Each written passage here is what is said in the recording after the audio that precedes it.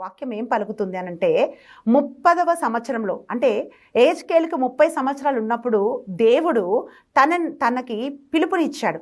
ఆ పిలుపు ఏమిటి అంటే ప్రవాసములో అంటే దేవుని బిడ్డలు హెబ్రీలు ప్రవాసంలోకి కొనిపోబడ్డారు. నెబుకద్నెజరు ద్వారా పిల్లరా కేబారు నది ప్రాంతమున ప్రవాసంలో నేను ఉంటిని అని 1వ అధ్యాయం 1వ వచనం పలుకుతుంది. అంటే ప్రవాసంలో ఉన్నారండి.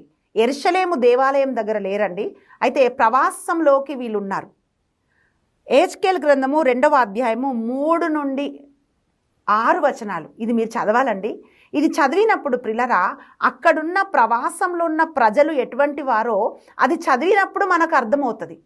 దేవుడు ఏజ్కేల్ ప్రవక్తతో ఏమంటున్నాడంటే ఒక సవాలుతో కూడిన ఒక పిలుపునిచ్చాడండి ఆ ప్రవక్తకు. దేవుడు ఆయన అంటున్నాడు, ఇదిగో వాళ్ళు తిరుగుబాటుదారులు, వారు మొండి వాళ్ళు, కఠిన హృదయం కలిగిన వాళ్ళు, దైవభీతి లేని వాళ్ళు, వాళ్ళు బ్రహ్మదండి ముళ్ళ లాంటి వాళ్ళు. నువ్వు వాళ్ళ మధ్యలో సేవ చేయడం ఎట్లాంటిది అని అంటే తేళ్ల మీద నువ్వు కూర్చున్నట్లే వాళ్ళు నిన్ను నిరాకరిస్తారు, వాళ్ళు నిన్ను భయపెడతారు అని చెప్పి ఆ ప్రజలు ఎటువంటి వారో వారి స్వభావం ఎటువంటిదో పిల్లరా ఒక పెద్ద లిస్ట్ దేవుడిస్తున్నాడు ఏజ్కేల్ ప్రవక్తకి. నరపుత్రుడా, వాళ్ళు ఇలా ఇలా ఇలా ఇలా ఉంటారు, అయినా నువ్వు భయపడొద్దు. నీవు నాకు ప్రవక్తగా నాకు యాజకుడుగా ఆ ప్రవాసంలో ఒక ప్రవక్త ఉన్నాడని వాళ్ళు తెలుసుకునేటట్లుగా వాళ్ళ మధ్యలో నువ్వు ఉండి సేవ చేయాలి అని చెప్పి ఏజ్కేలు ప్రవక్తను అలాగే ఆయన భార్యను ప్రవాసంలోకి వారితో పాటు ప్రభు పంపించాడండి.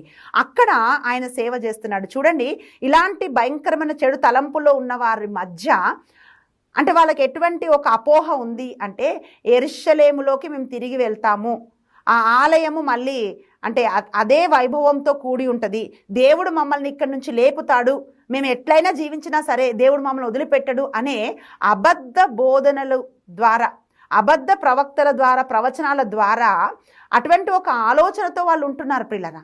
అప్పుడు వారి మధ్యలో చూడండి అందరూ మనం ఏం చేసినా నువ్వు కరెక్ట్ కరెక్ట్ కరెక్ట్ అంటే మనుషులందరూ ఇష్టపడతారు. కానీ మనం చేస్తుంది ఇది తప్పు అని చెప్తే మనని ఎవరు ఇష్టపడరండి.